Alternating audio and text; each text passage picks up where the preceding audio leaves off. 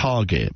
Now, a major new study carried out by Santander, Life After Lockdown, the Future of UK Home Ownership, concludes the impact of the pandemic, both on the property market and the personal finances of those looking to buy, has widened the gulf between struggling first-time buyers and those already on the property ladder. Let's be live to the head of mortgage development at Santander UK. Good morning, Graham Suller.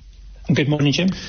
So this is really interesting, actually, looking at this hefty, weighty report that you have compiled, because the government did put in some measures to try and boost the housing market during post the lockdown period, particularly when it comes to the stamp duty. But according to your study, it didn't particularly help first-time buyers. It helped those that are already owning a second home or perhaps doing a buy-to-let.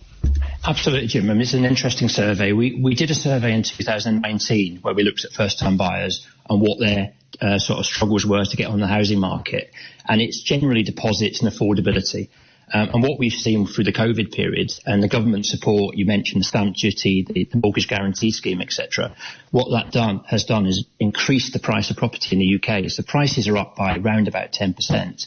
And those first-time buyers actually need more deposit, have harder affordability now than before the pandemic. So actually, the government support has made it slightly worse for these first-time buyers than it was before.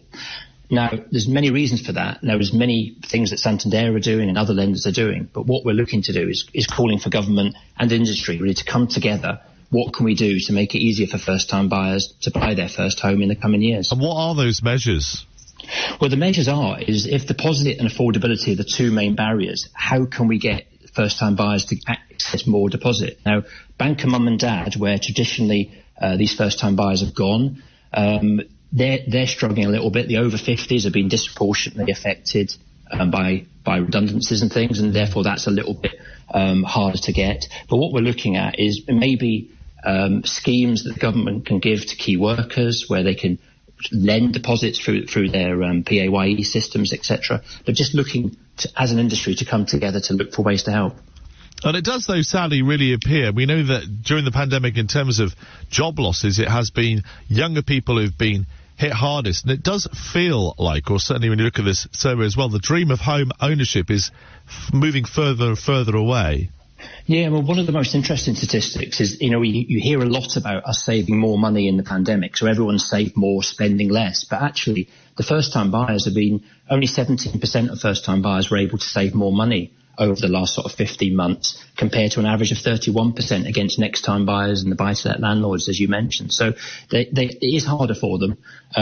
Lenders like Santander, we've entered the government guarantee scheme, so we can access high loan-to-values of 5% deposit mortgages. We're doing what we can to help. But you're absolutely right. It is harder now for first-time buyers to buy that first home than it was a couple of years ago. Graham Suller, Head of Mortgage Development at Santander UK. Thank you. This is LBC News. Now, World Champions from C News. Now, World Champions from C News. Now, World